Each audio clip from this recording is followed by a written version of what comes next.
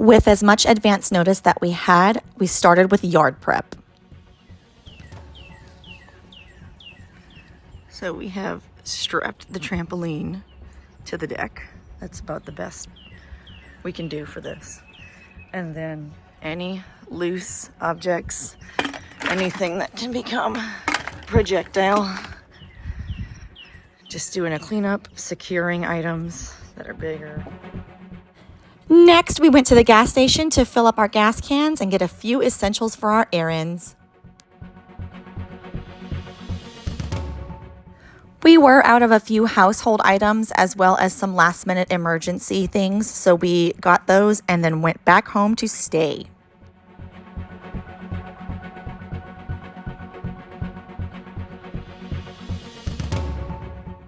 At home, we finished our preparations. This is real life. Okay, all of this I've just kind of been dumping here because my office is right there and I have been working 16-hour days again. So I've been just dumping things. So this all needs to be moved out. And I'm gonna start getting our shelter prepared. Our motion light is great. Ooh, except that. But I'm actually going to turn it off so that I don't waste the batteries. It's clearly working, so we're just gonna switch it off. We have actual power in here, so I'm going to be using that. And I'm going to just kind of get everything organized, vacuumed up, and make room in here. Don't forget to hydrate, y'all. It's crucial. By this point, our local news stations had been talking about this storm system for 5 days, so we knew it was going to be a big deal.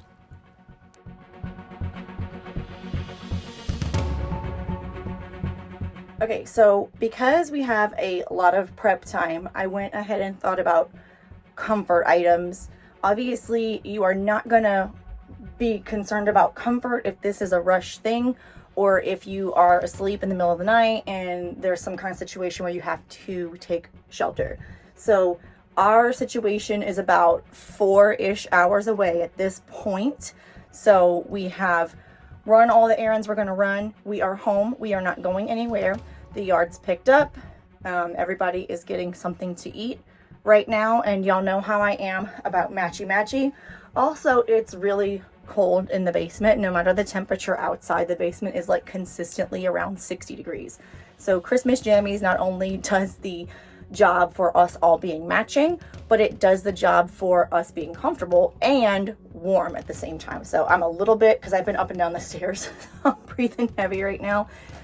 But I know the longer I hang out in here, the longer I'm going to be exposed to the freezing basement. So a couple of comfort items that I wanted to mention, since we're talking about a situation that's going to be a couple of hours out, and I obviously have prep time. So as I'm running around thinking about this, I asked my child to pack a bag of things that were important to him and things that would keep him entertained. So here is his big old bag. We're just gonna store it on top of stuff out of the way, but we are hanging out in the basement once the stuff starts to start, and we obviously don't want people going upstairs for their needs. We're just going to hang out down here in the open basement until we are told to take shelter, and then it's not going to be a big deal to try and get dogs and a kid in the room because they will already be down here hanging out in the shelter. So lots of thinking ahead. Raise your hand if you're tired of hearing about my OCD. I'm tired of having it. So one of the things about it though is that I compartmentalize and I use it to my advantage in situations like this. I tend to overanalyze and overthink. Oh, intrusive thoughts, right? But they are not going to be controlling me. I'm going to use them to plan ahead and get uber prepared. So we have an emergency medication like kit, an emergency kit in our house anyway, and it's pretty well stocked. I do a really good job of keeping this stocked, but it lives upstairs. Obviously it won't live in the shelter because there are reasons why. I mean, we don't hang out in this room ever, so we don't want to keep the emergency bag in the room. And then a diabetic kit because 2 of the 3 of us need stuff that's in here. So I'm going to just put those things down here. I also grabbed this because anxiety. So I'm going to actually put this in this kit because this does help. The peanuts have a little bit of protein in them, and then the chocolate, like, this is not something that's going to raise our sugar immensely, but it's here if we need it. And then when Easter comes this year, I actually will be swapping out our Easter candy that's in this kit from last year. Last year I just filled it up with Easter candy, and we will just have to consume that and use new leftover Easter candy this year. So, like, see, this is from last year. So it's always a good idea. I learned this growing up around hurricanes, that you want to go through your stuff once every 6 months, if not every year. I kind of stretch mine out to a year. Speaking of, this is the first aid kit that usually lives down here, so I'm going to put all of the first aid stuff together. This is kind of my compartmentalization mind, and it makes me feel really good and really confident and really prepared. So we're going to use that annoying OCD and turn it into a superpower for preparedness. Here's our setup. When that was complete, I took a little break to check the radar, and Oreo did not leave my side. If you are in the Chattanooga regional area, definitely check out Engle Weather Service. I'll link him in the description. This is its own specific individual storm set, and we're going to keep an eye on it. About 2 hours out here, I decided to relax and try and take a nap. Oreo did not leave my side. It's like she knew something was up, and even Lindor was on guard. Don't forget your purse because it has your wallet, ID, and car keys. When the warnings started coming in, we hung out in the basement trying to distract ourselves, still while paying attention for alerts. And you can see that once again, Oreo did not leave my side. Okay, next day. We did not end up using this shelter last night.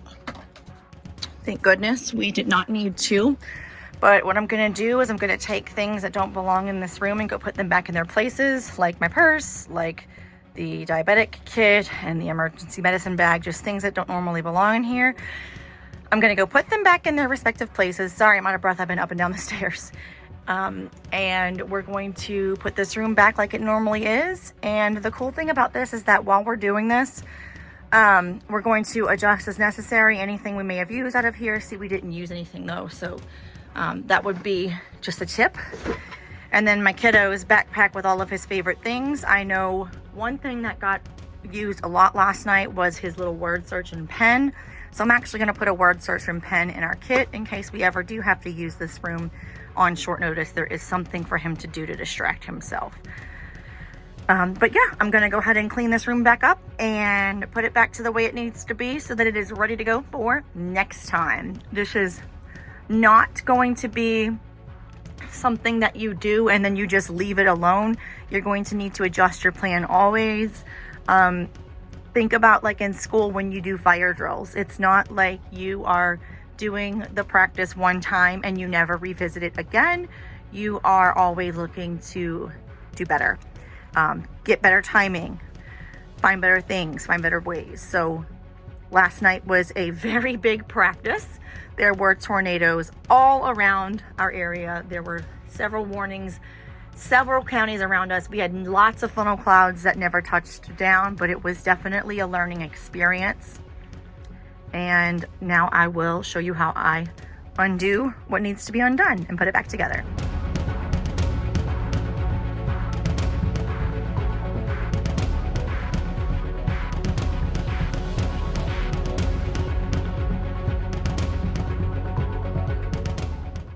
The entire reason why I do this series is to spread the word on preparedness. I think it's really important to remember to be prepared and not scared. And I grew up along the Gulf Coast, so I have grown up around hurricanes and different scary situations. And now I am the person who has a family to protect, and I want to be ready for it.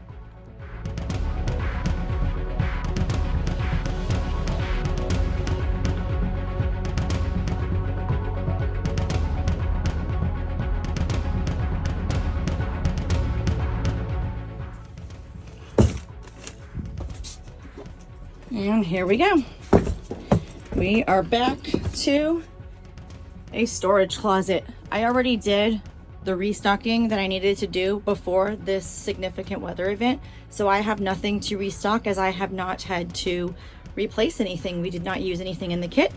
By the grace of God, we were not affected. And I know that other people sadly were and have lost everything and have had total devastation. I have a family member in Tylertown, Mississippi who had a direct hit. So I do understand the significance of this storm, and I'm very grateful that this is the situation I woke up to this morning. So something is going on with my magnet on this thing. It's not sticking very well, but there you have it. This room is back to its complete order, and we will see you again when the next weather warning comes around.